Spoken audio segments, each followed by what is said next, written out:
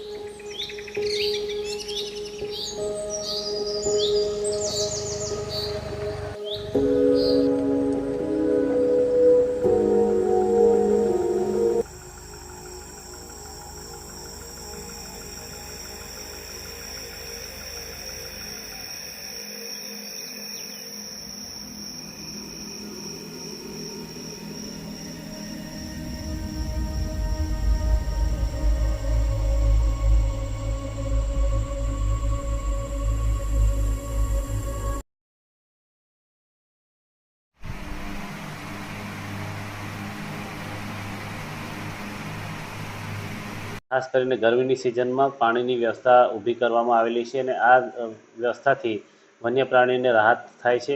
ખાસ કરીને હાલ છોટાઉદેપુર જિલ્લાની વાત કરીએ તો રીંછની સંખ્યા લગભગ 80 જેટલી છે અને દીપડાની સંખ્યા 120થી ઉપર આવેલી છે.